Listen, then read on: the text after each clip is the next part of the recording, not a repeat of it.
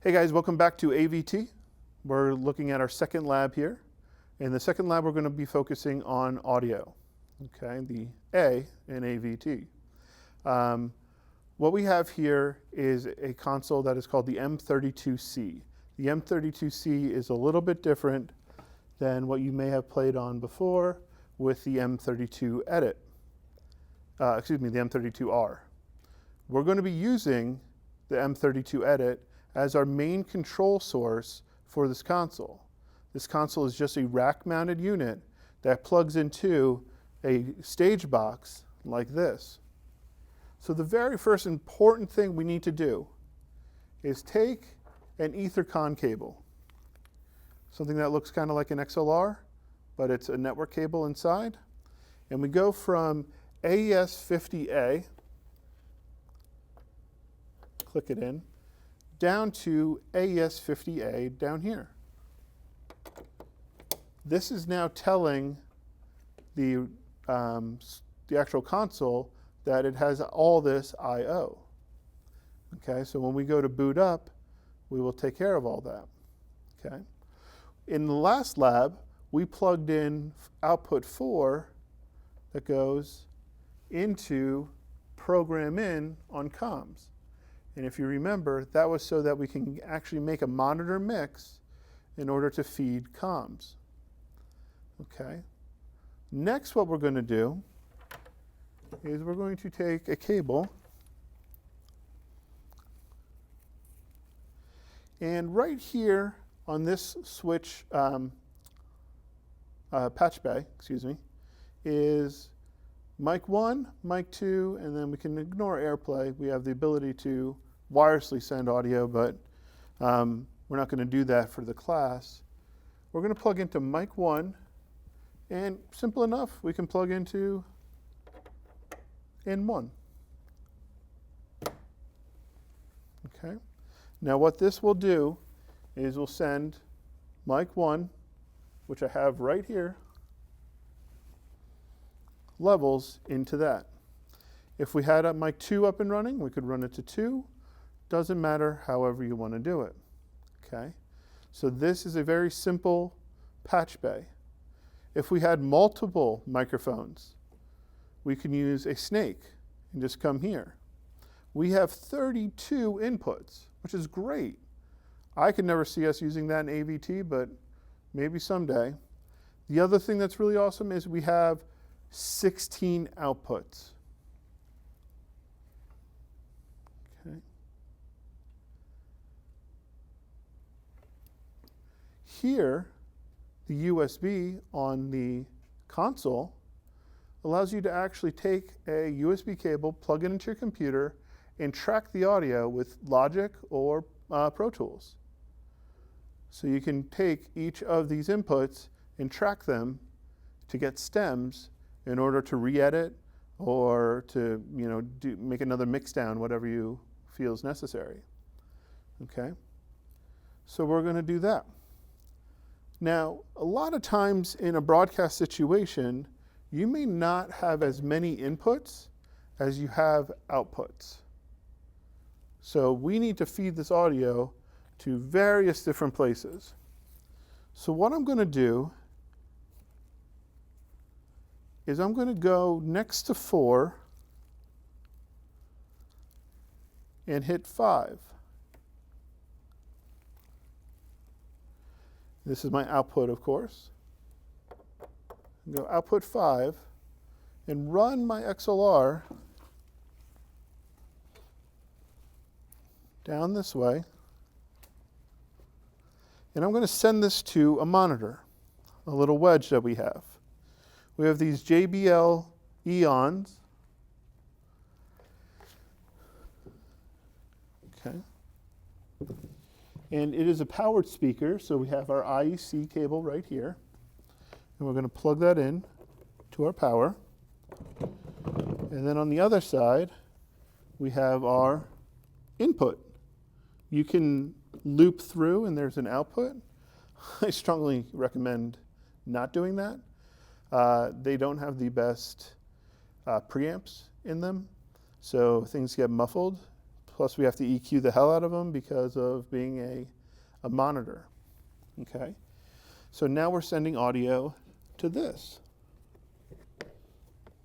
And this is great for performers. This is great for Q&A sessions that somebody else who's off camera they can hear on stage if there's questions or something like that.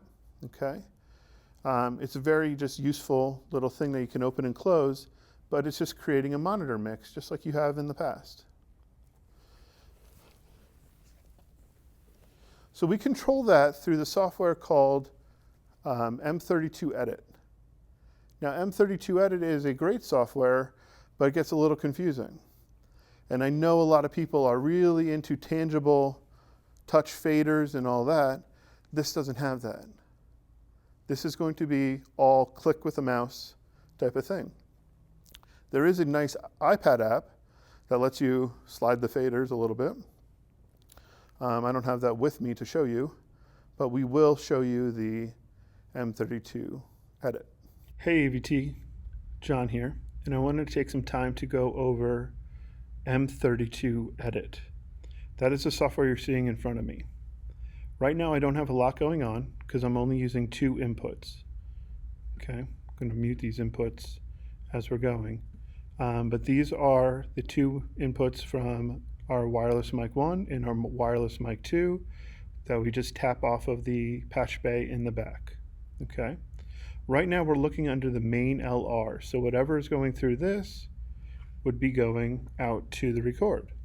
Okay, so if I unmute mine, check 1 2 1 2, we should be getting something going out there, but I'm not sure why.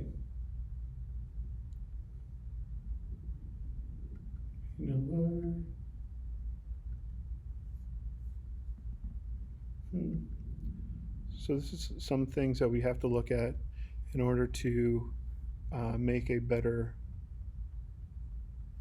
console. Now let's make sure that if we go into channel,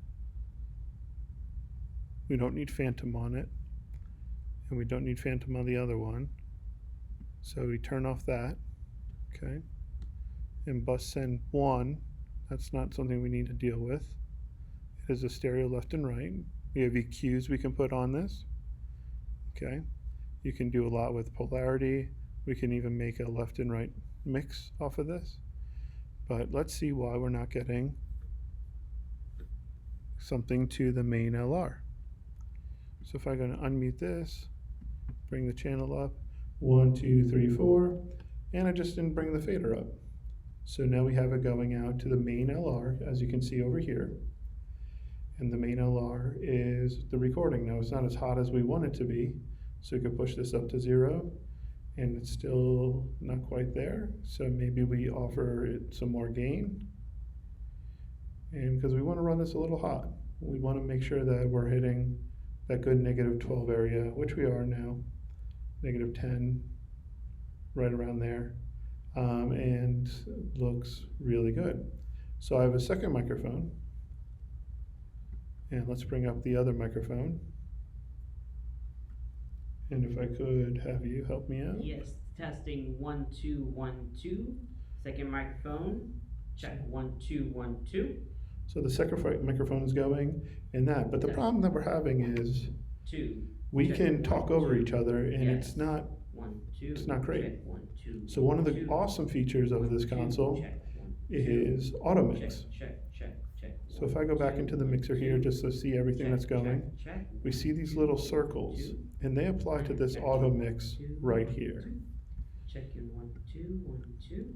And so what I'm going to do is make sure that we're on X, and we're going to hit this, and we're going to hit this.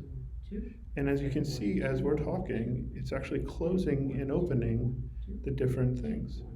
So I'm talking on mic 1, and it opens up for me but closes mic 2. And mic 2 opens just like that as I'm closing and talking. Thank you, mic 2.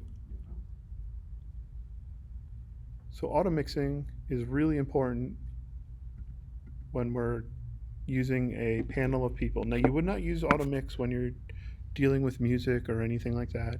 You just use Automix when it comes time to have a panelist of people. When you have 4 or more people talking around the same area, and that way it ducks down each of the different ones. So some of the things that we have up top here are your channels, as I mentioned before. And these are all your attributes and your bus sends. We're going to go through all our different bus sends in a moment. Your configuration. This is your audio coming in. If I click on mic 1, here it is. Here we have the gain again. Okay, we have a low cut filter, and you can say how low you want that to cut. And then different things like that. You have your main gate. So this opens up. It's like the reverse version of this closes as a threshold in the Automix. Well, this hits a threshold. It opens at a threshold. This closes at a threshold. And then you have your dynamics. Okay, so if you need to put any sort of compression on your channel, you can do it right from here. You have a master EQ, and the EQ allows you to take different things and bring it in and position as need be. We're getting sound from something. I'm not sure what it is, but there we go. And then of course we have our sends. This can get really confusing because this can get kind of into our routing. Now our routing we want here. We don't want local. We want routing 1 through 8, 9 through 16, 17 through 24, and 25 through 32, all on the AES 50A. Remember we plugged an Ethernet cable into that, the Ethercon, and jumped it down from our console to our box. So that's why we want that. This here local would just keep it in the thing, and we wouldn't be able to hear anything going in or out. Okay, so there's different routing things, and it can get complicated. Like this is my routing structure for various things, our main LRs, my cams, here my main cam sends. So when we go to look at that, main LR is here, over here on the bus sends, but bus 1 is cam mix. So I didn't show you this when we were routing out audio, but because cameras can't take audio back through the fiber cable, they need us to send audio through an XLR into the thing. And we do this for an ISO record. So each camera is recording the audio. Now, we have one bus send that hits all 3 cameras when we have it set up. That means that all of the cameras are getting the exact same mix. And when we go to synchronize to multicam this, we have the same audio on all of them, and then your Final Cut will synchronize audio very cleanly like that. Bus 2 is your comms. Now I know it's on output 4, but it is bus 2 here, and that's the routing. If we look at 4 comms, it is bus 2. Okay, so output 2, and then this is how much you can stage while I'm here. How much do I want to send through comms? Do I send a little bit? Do I send a lot? You know, and you have master control over how much is getting sent into comms, because it can either be a lot or a little. And so you want to find a medium ground.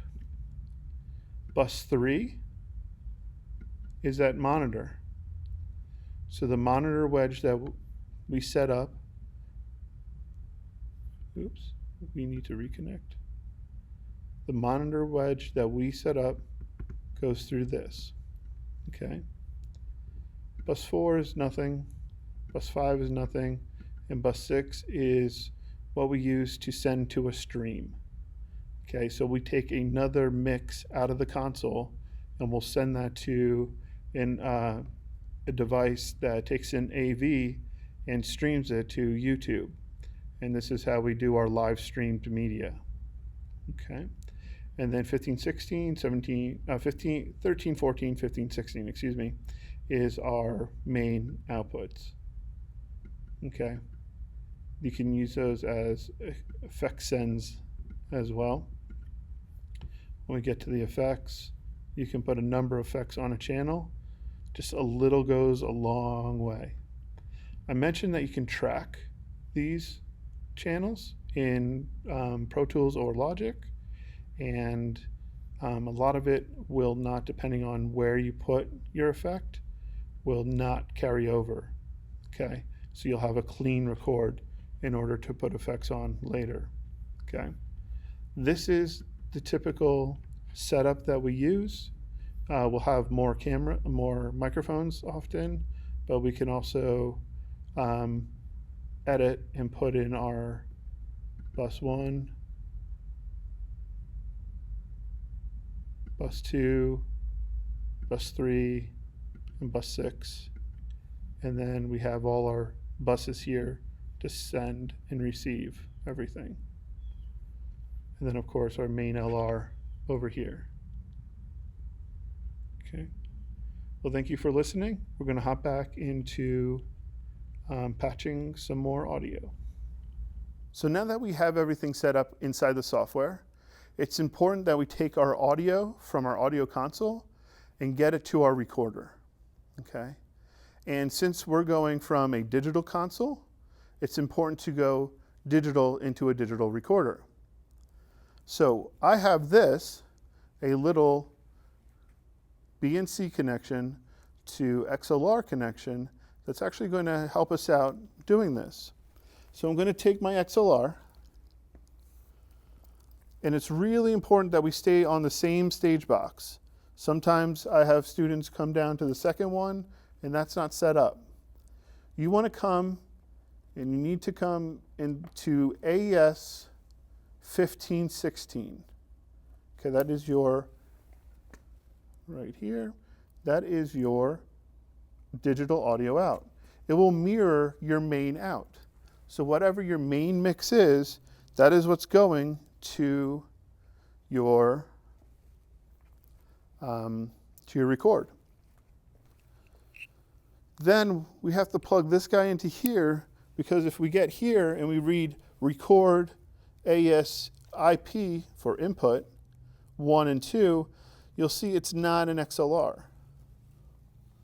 So this is going to be a BNC like this, and then we'll plug this in like that. And now we'll get levels from the console to the recorder.